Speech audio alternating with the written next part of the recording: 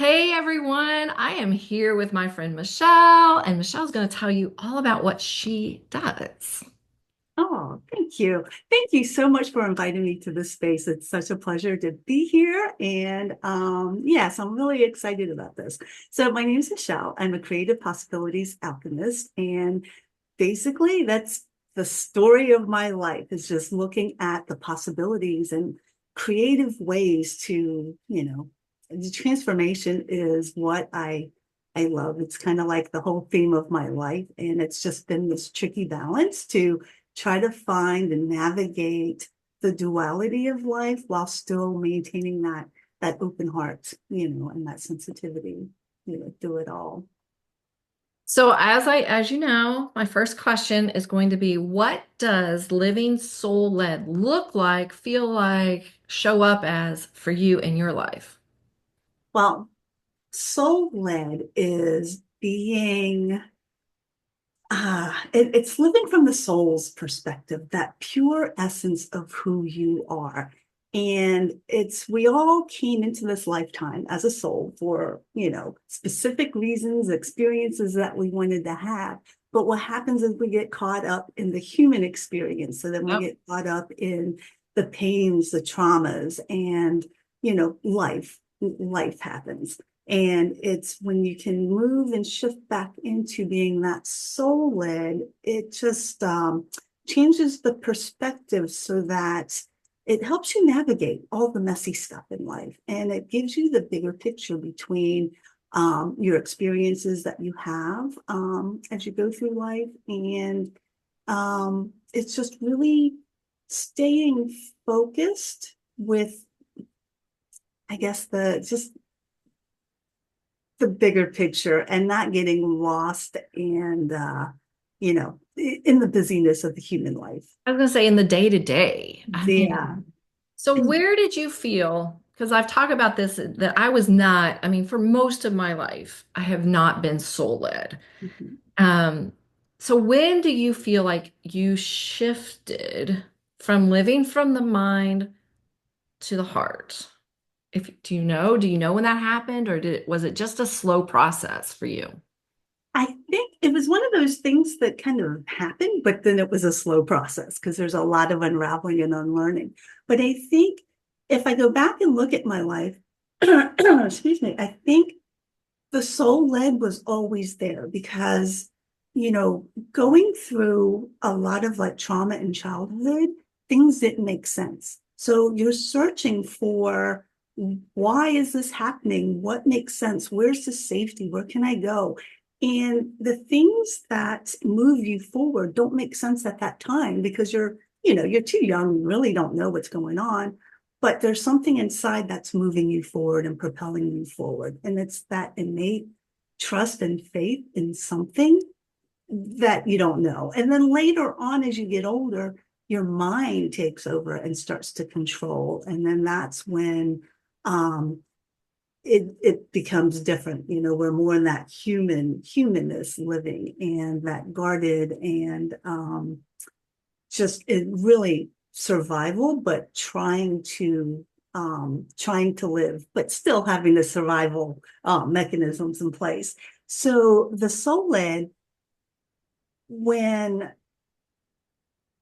how do I say this? There was a moment in time where I realized that where I was going and where I was headed was not where I wanted to go anymore.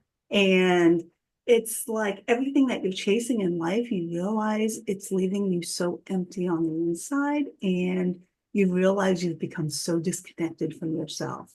And when you get back in touch with your soul, for me, it was getting back in touch with my heart to live that heart led life again and to tap into the heart's guidance and the soul's wisdom, and really learning how to put the mind as um, the curious sidekick, kind of, for a better, you're like to be your like partner in crime instead of the gatekeeper, the one that's always trying to keep you behind the limitations and Oh, for Yeah. sure. Because I mean, the mind is, I mean, it's awesome. We need it. But Hmm.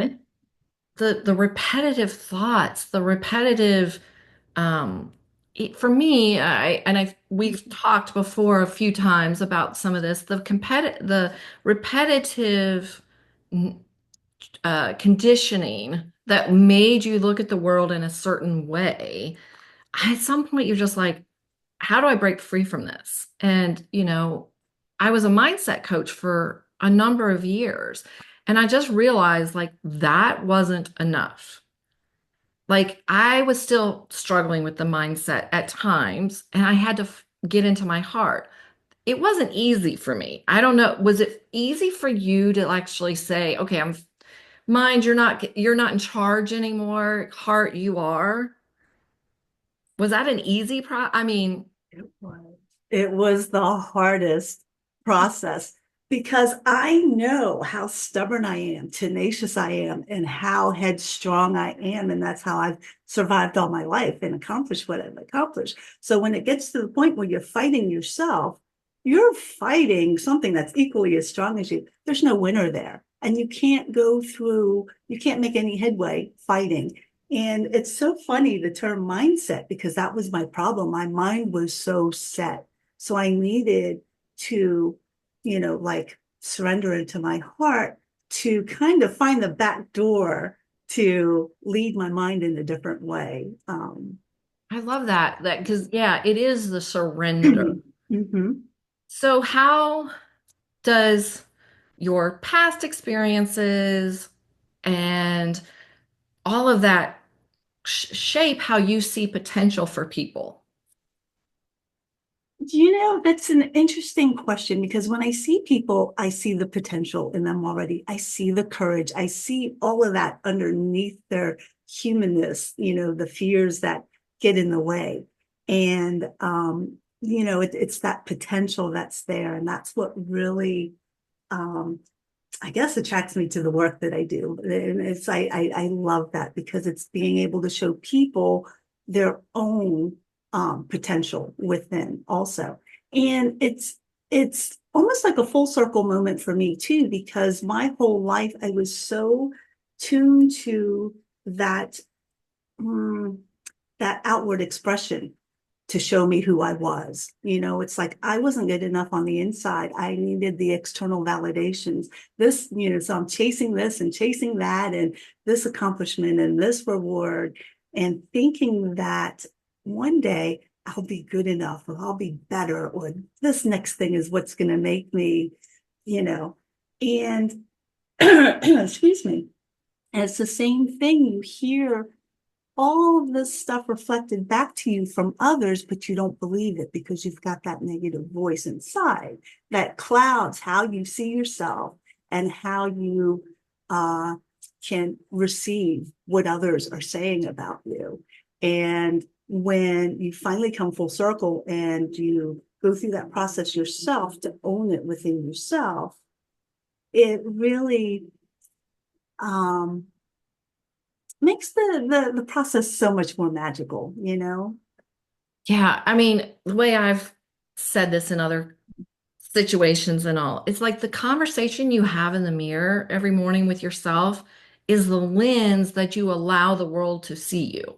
Mhm. If you see yourself as not being successful and someone says, "Oh, you're so successful," you're like, no, lens goes up. They don't know me. They think this or whatever.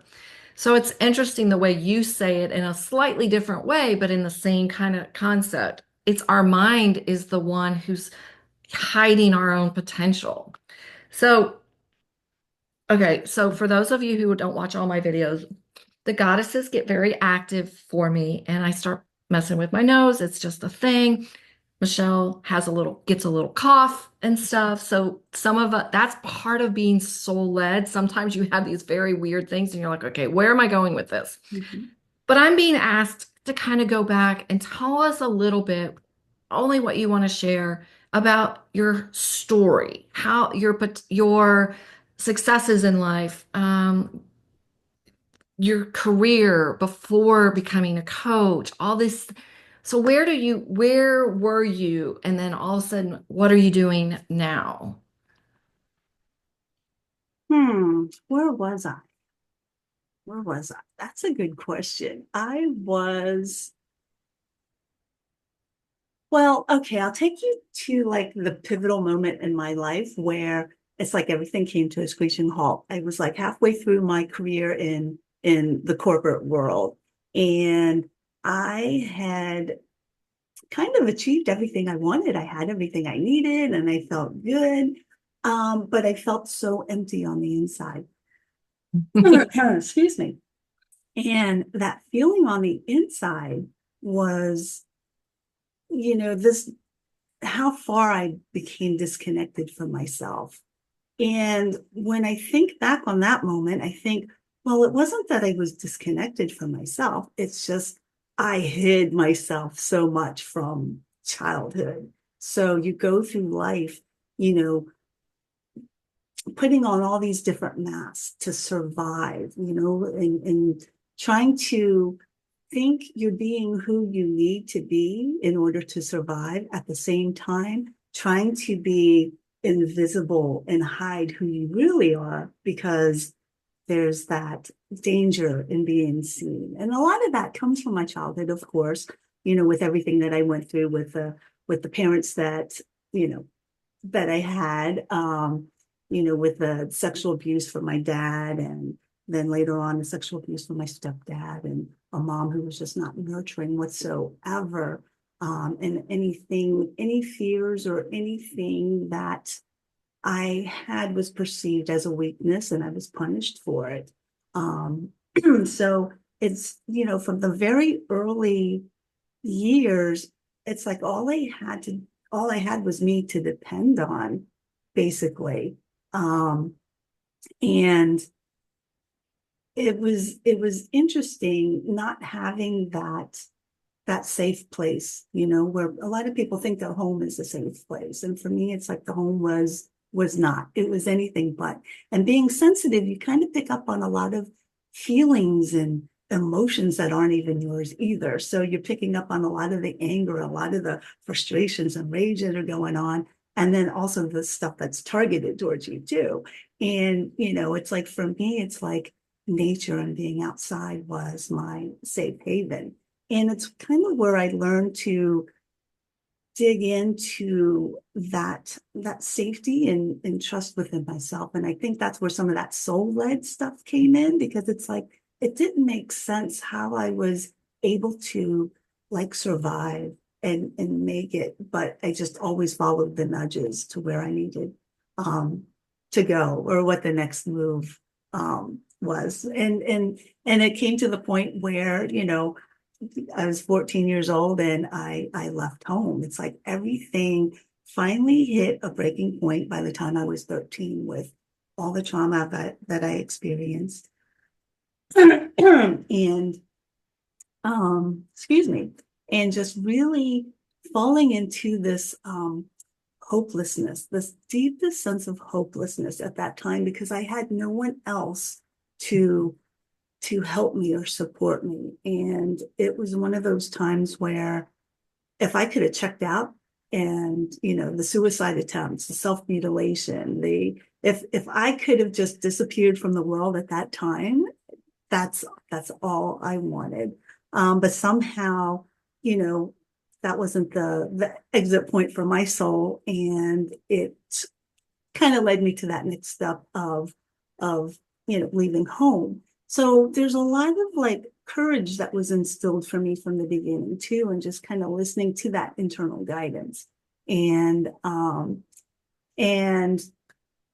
I follow that in my headstrong way to create the life that I was determined to create, to be successful, to have what I needed, to not let anything stand in my way.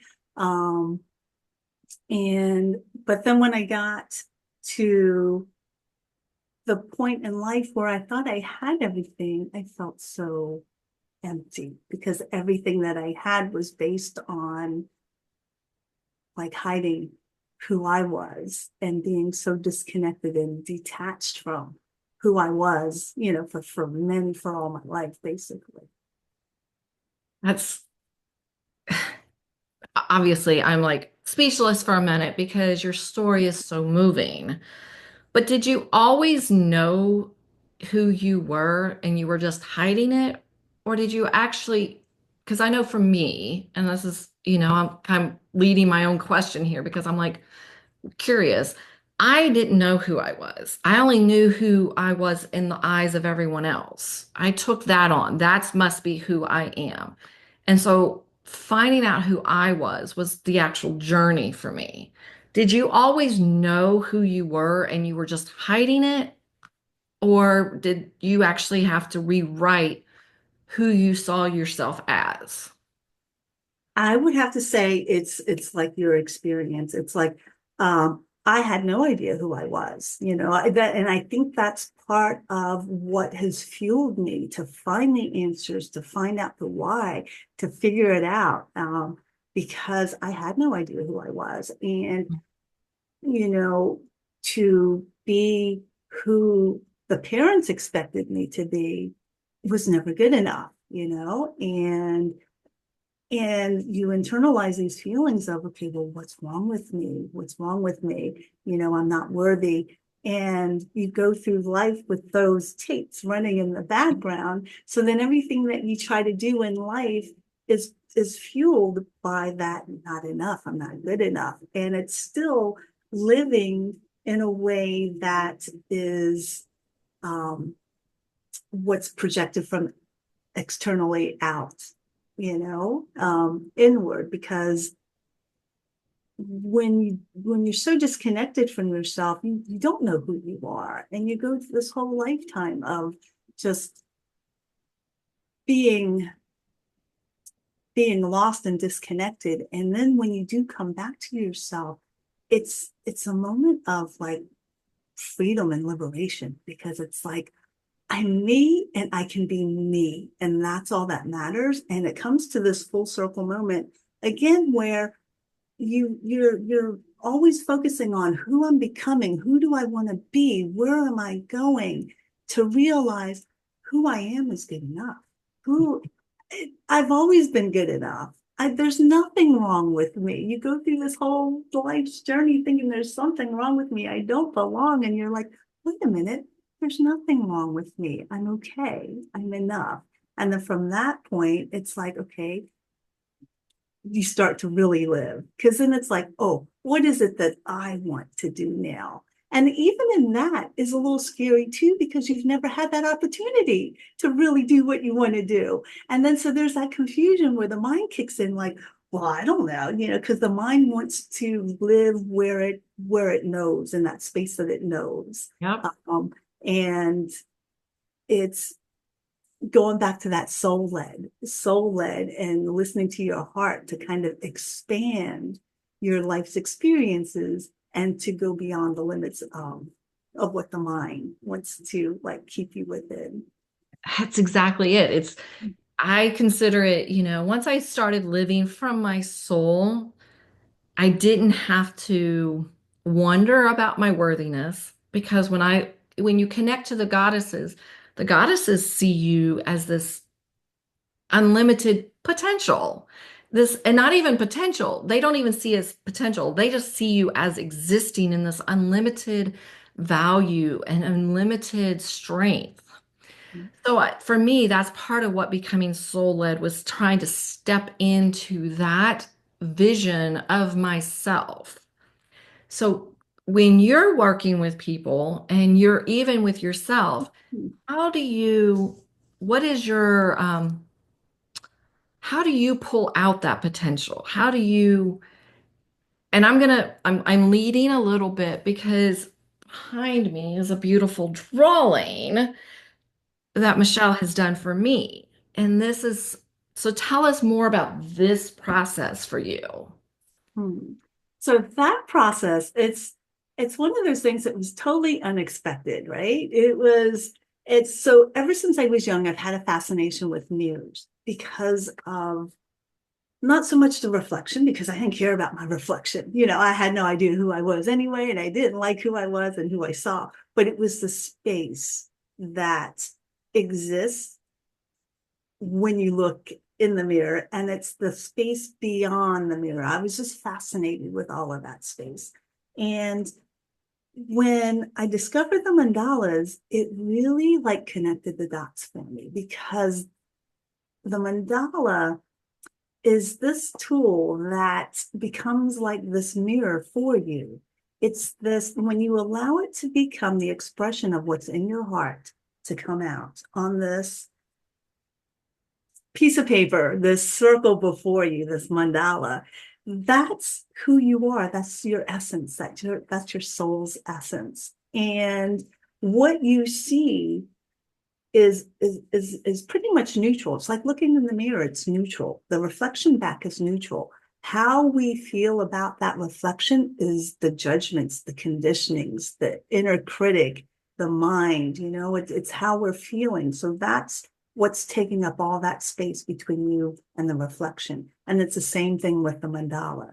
So the mandala is this opportunity to dive into your heart, to access your soul, to access your heart's wisdom and pull that information out. And so that you can see the beauty that's within, the unclouded, the pure beauty that is there. And then it's up to you, to all of us, to work with, okay, well, what's standing in the way? What's standing, the judgment that I'm feeling, the criticism, the not enoughness, the not good, not good enough. What are all those things? And then really, as you peel back those layers, you get to see more of the beauty that's within, that pure essence of you. And then you get to go to that source, that soul-led essence, that purity of that. And that's the whole beauty of it. It's like that power is within all of us. That soul essence is within all of us. But it's the judgments that we see, the criticisms that we hear, all that stuff, that internal messiness is what clouds that. And it's just one of those fascinating processes that it excites me to be able to share that with others, and to also channel the soul mosaics too. And what I love about the mosaics is it's a way of bringing all our disconnected parts back into wholeness, because we tend to see ourselves as broken. There's something wrong with us. We need to be fixed. But if we could see ourselves in our wholeness and realize that there's nothing that needs to be fixed, and all those broken fragments are experiences, they're precious parts of our life's journey that are all held together. We look at ourselves like we need to be pieces of a puzzle that fit in, perfectly and snap in place. But a mosaic is all these, random pieces and parts that all come together in this beautiful way. And it's our experiences here in this lifetime, our experiences from past lifetimes that, still hold traumas and karmas and things like that. And that's what makes this whole the us in our essence, in our soul's essence. And I love that you just said there's nothing that's broken. I mean, with the traumas in your past and, traumas in my past, but your traumas are significant traumas, Mm-hmm. to get to a place where you're like, oh, I'm not broken. I was not at fault. There was nothing wrong with me, is such an testament to the healing that's possible. And I think that's the healing that you provide to people by seeing their potential. Mm-hmm. And I love that. So tell me how clients work with you, what you love to do, how you pull that potential from them. Mm-hmm. Yeah, so it's really it's an amazing process, and I love it. It's like when you're pulling that potential out from within, it's really them accessing that potential and seeing it. And it's through this the process with the mandala. And that's what it's because it's so interesting, because when people think of art and mandalas, people think of art, and they might even panic a little bit, like, oh, but I'm not an artist. I'm not. There's that the mental objections that get triggered just from that. It's amazing.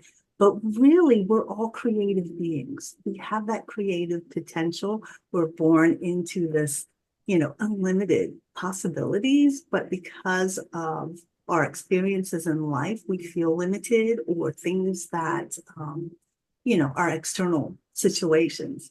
And so the thing is, we all have this potential that's still within each of us. And it's such an amazing gift to be able to tap back into that.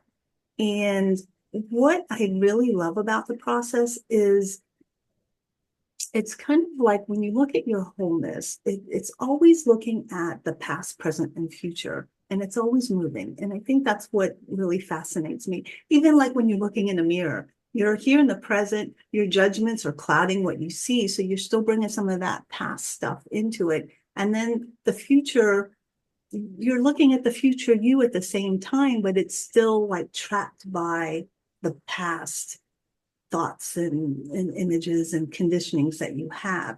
And in this process with working with the mandala, it gives you the opportunity to like really like allow things to be released and things that have been held, things that have been suppressed. And when those are released, it's not that we go digging into the pain or digging into the trauma because nobody wants that. But what it is, it's a beautiful gift when that comes out and you get to see the gift of who you are, the power of who you are, in whether it's your sensitivity, your resilience, your, tenacity, your creativity, all these are like suppressed by these other moments in life. So as we can release those, it's like little pearls of wisdom that are released, and you get to see that, and you get to see yourself in this wholeness. And it goes back to the part where we're not broken. There's nothing wrong with us. These are experiences, but if we can kind of stay back objectively and look at those experiences neutrally, we can receive the gifts that come through that. That's I'm again speechless because it's so beautiful the way you say all that. But yes, I mean, accepting the past and releasing the energy of the emotion around it sometimes and just experiencing it as an experience versus a judgment is really key, I think. Um, so what is one piece of advice you have for everyone who's watching? One piece of advice. I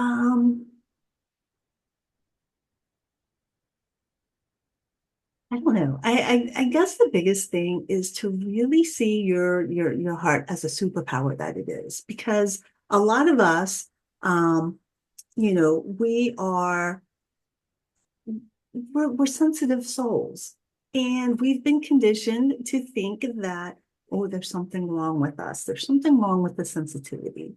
And then there's also because, growing up in such a pain-filled world, we, as young children, we didn't know how to separate what's ours from what's everyone else's. So we've had to kind of navigate our own stuff through a sea of all the other stuff out there.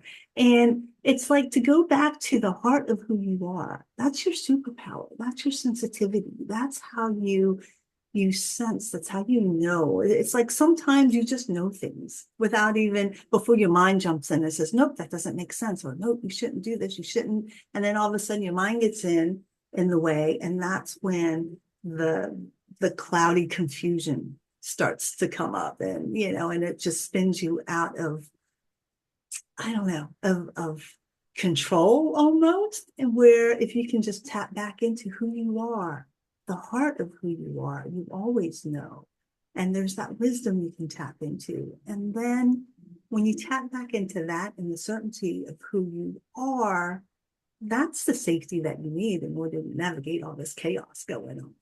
And, you know, And I will say, I mean, again, let me say, ask you, is it easy? Because I know for me, tapping back into my heart and trusting my heart that felt like it had been broken a gazillion times in childhood, wasn't easy because you have to learn to put the walls down.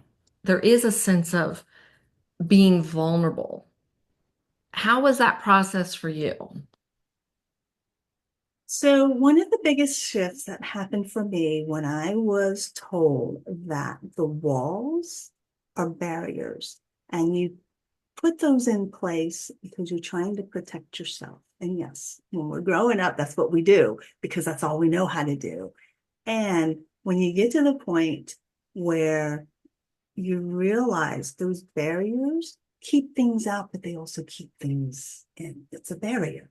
So you're no longer able to experience life and then the joy that comes from these experiences because you're so much in that protective mode that you're missing half of life's experiences. So it was this unlearning and unconditioning to learn like how to create boundaries instead of the barriers. And with the boundaries, you can protect yourself in a way where you still experience life. It's still challenging, there's still pain, but you're able to see the strength and the vulnerability at the same time and see the beauty in that. And that's, I think, the piece that a lot of people miss when they're living the human-led life. But when you're living the soul-led life, there's no judgment as to a bad experience or a good experience. It's just all an experience that you're learning, you're growing, you're expanding. And from the soul's vantage point, that's that's beautiful. Where else can you go to be able to handle and hold all these range of emotions and feelings and to experience it all? And the thread there to move through the pain and the fear is to um, you know, stay connected to that soul essence of the beauty and the gift that comes from the experiences. I love that. And I love barriers to boundaries. I mean, I think that's the whole key to moving from head to heart. Anything else you want to tell us? That's it exactly to move from head to heart, back to your heart, because it's like we've given the head too much control. And then the head starts to trying to figure out everything and figure out the best way. And it goes into this analyzing, over analyzing, this worry and all this anxiety. But when you come back to your heart, that brings you into the present moment. And the heart, that's where your courage is. And if you look back on your life, you can probably find so many like all the proof and all the evidence of how courageous you've been throughout your life. And it's just a matter of tapping back into that because that's your capability. That's who you are. And when you have that courage, the next step is that curiosity, because when you have that curiosity, that gives you a different way to kind of like harness your mind. Because as you said, when we first started to call them, the mind is powerful and it's this amazing tool, but we want it to work with us, not against us.